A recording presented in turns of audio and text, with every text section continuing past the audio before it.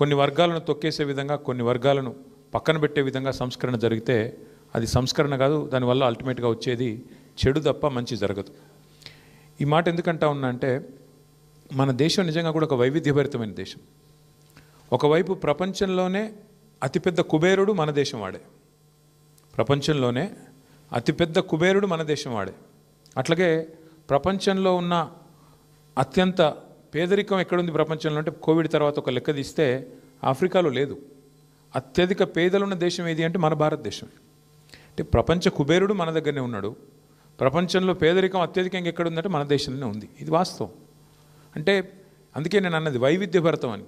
ఇంకొక అడుగు ముందుకే చెప్పాలంటే, మనది ఇది వైవిధ్యభరితం కాదు, ఇది వైవిధ్య భారతం. అట్లాంటి భారతదేశం మనది.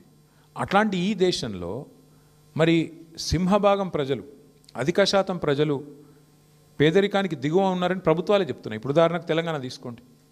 తెలంగాణలో ఇవాళ 92-93% మందికి తెల్ల కార్డులు ఉన్నాయి, రేషన్ కార్డులు.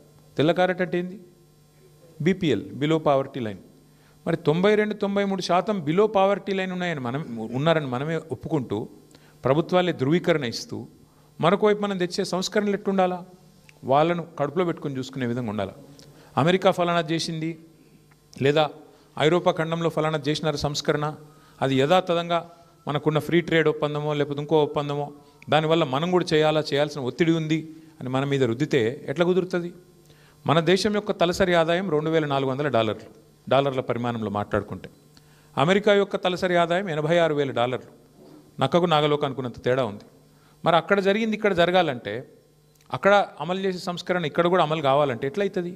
ఇక్కడ పేదవాడు ఎట్లున్నాడు, అక్కడ పేదవాడు ఎట్లున్నాడు అంటే, మీరు ఆలోచించి మనం కోరేది ఏమంటే, నేను ఇవాళ ప్రపంచమంతా ఒక కుగ్రామంగా మారిపోయిందని, ప్రపంచమంతా ఫ్రీ ట్రేడ్ ఒప్పందాల మయమైందని, GATT అని ఇంకోటని ఏదైతే చెప్తా ఉంటారో పెద్దలు మీరు చూస్తూ ఉంటారు. పీయూష్ గోయల్ గారు మొన్ననే ఆస్ట్రేలియా పోయిండు, ఇంకొక యూరోప్ పోయిండు, ఫ్రీ ట్రేడ్ అగ్రిమెంట్ చేసుకుంటున్నామని చెప్తాడు. అల్టిమేట్గా దీనివల్ల ఏమవుతుందంటే, ఆ ఫ్రీ ట్రేడ్ ఒప్పందంలో ఒక చిన్న ముక్కుడు రాసి ఉంటుంది కింద, రిఫార్మ్స్ చేయాలా, వరల్డ్ బ్యాంక్ లోన్ తీసుకుంటామంటారు, దాని కింద రాసి ఉంటాడు గివి మీరు మార్చాలని. వాటికి లోబడి, వాటికి ఒత్తిడికి లోనయ్యి వచ్చే కొన్ని రిఫార్మ్స్ వల్ల జరిగే లాభం కంటే దేశానికి నష్టమే ఎక్కువ ఉంటుంది. కొన్ని సందర్భాల్లో కొంతమంది పెద్దలు మాట్లాడితే, నేను పేరు తీసుకొని రాజకీయాలు మాట్లాడను కానీ, కొంతమంది పెద్దలు మాట్లాడితే వింటుంటే బాధ అనిపిస్తుంది. కేసీఆర్ గారి నాయకత్వంలో మన రాష్ట్రంలో మీకు తెలుసు, ఇప్పుడు ఇక్కడ మా మున్సిపల్ GHMC నుంచి మాట్లాడిన తమ్ముడు బాలకృష్ణ కదా, బాలకృష్ణ ఒక మాట అన్నాడు, అడగకుండానే 3 సార్లు జీతం పెంచిండు కేసీఆర్ గారు అని చెప్పిండు. ఎందుకు పెంచిండు కేసీఆర్ గారు? నేను చప్పట్ల కోసం చెప్తలేను. ఎందుకు పెంచిండు కేసీఆర్? గ్రామ పంచాయతీ పారిశుద్ధ్య కార్మికుల జీతం ఎందుకు పెంచిండు అడగకుండానే? మున్సిపల్ వర్కర్లది ఎందుకు పెంచిండు 2 సార్లు? GHMCలో 3 సార్లు ఎందుకు పెంచిండు కేసీఆర్? $200 పెన్షన్ను 2,000 ఎందుకు చేసిండు? $500 ఉన్న వికలాంగుల పెన్షన్ను 4,000 ఎందుకు చేసిండు కేసీఆర్? ఎందుకంటే కేసీఆర్ గారు ఒక సూత్రం పట్టుకున్నాడు, చిన్న సూత్రం. బీడీ కార్మికులకు పెన్షన్ ఇచ్చిండు కేసీఆర్, దేశంలో ఎవరు ఇయ్యలే. కమ్యూనిస్టులు రాష్ట్రం నడిపిన రాష్ట్రాల్లో కూడా, రాజ్యం నడిపిన రాష్ట్రాల్లో కూడా బీడీ కార్మికులకు పెన్షన్ ఇయ్యలే, ఒక కేసీఆర్ గారే ఇచ్చిండు. ఎందుకు ఇచ్చిండు? ఎందుకంటే కేసీఆర్ గారు ఒక చిన్న సూత్రం పట్టుకున్నాడు. ఆయన మా అందరికీ చెప్పేది ఏమంటే, పదే ఓ ప్రభుత్వం యొక్క ప్రాథమిక కర్తవ్యం సమాజంలో అత్యంత బలహీనమైన, అత్యంత ఇబ్బందుల్లో ఉన్న వర్గం ఏదైతే ఉంటుందో వాళ్ళని కడుపులో పెట్టుకొని చూసుకొని, వాళ్ళకు 3 పూటలు వాళ్ళ నోట్లకు బువ్వ పోయేటట్టు చూసుకుంటే అశాంతి చెలరేగదు, రెస్ట్లెస్నెస్ ఉండదు, సమాజంలో అసమానత రాదు. ఆ ఉద్దేశంతోనే ముసలోళ్ళకు 2,000 పెన్షన్ ఇస్తే ఏమొచ్చింది అంటే, ఆ అవ్వ దగ్గరకో తాత దగ్గరకో మన్మడో మన్మరాలో వచ్చి, అవ్వ నాకు బిస్కెట్ కూడా కొనుక్కుంటా ఇస్తావా, లేదా చాక్లెట్ కొనుక్కుంటా ఇస్తావా అంటే $10 పెట్టే ధైర్యం వచ్చింది. ఆ అవ్వ మీద గౌరవం పెరుగుతుంది, ఆ మానవీయ సంబంధం పెరుగుతుంది. ఎందుకు చెప్తున్నా అంటే, ప్రభుత్వానికి ఆ మానవీయ కోణం పోతే కొంతమంది పెద్దలు మాట్లాడతారు, రేవడీ కల్చర్ మంచిది కాదు. ఏంటిది రేవడీ కల్చర్ అంటే ఫ్రీగా ఏది ఇవ్వద్దు, ఉచితాలు మంచిది కాదని మాట్లాడతారు.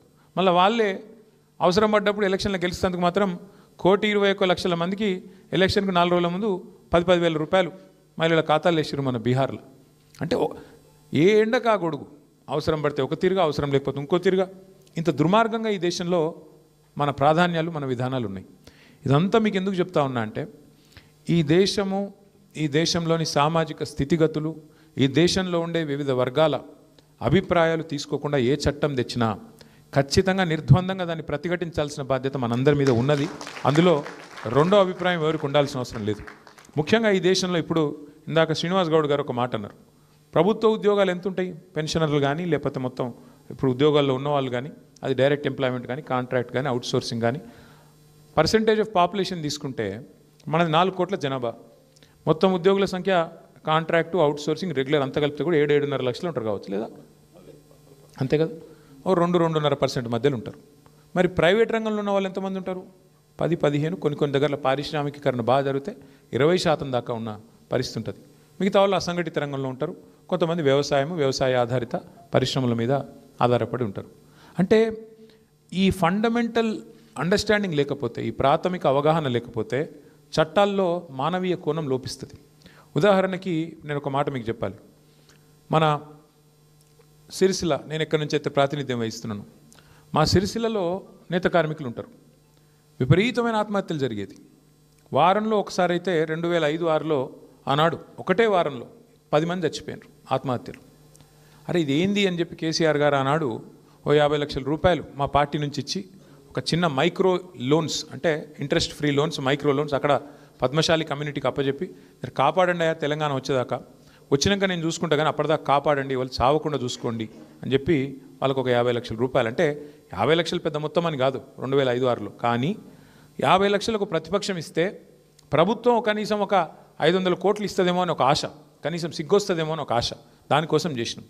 అదే ప్రభుత్వం వచ్చినాక ఇచ్చిన మాట ప్రకారం కేసీఆర్ గారు ఒక పని చేసినారు. చాలామంది మూర్ఖులు తెలియక మాట్లాడతారు, ఇప్పుడు అధికారంలో ఉన్నవాళ్ళు కూడా. బతుకమ్మ చీర అని తెచ్చిండు కేసీఆర్ గారు.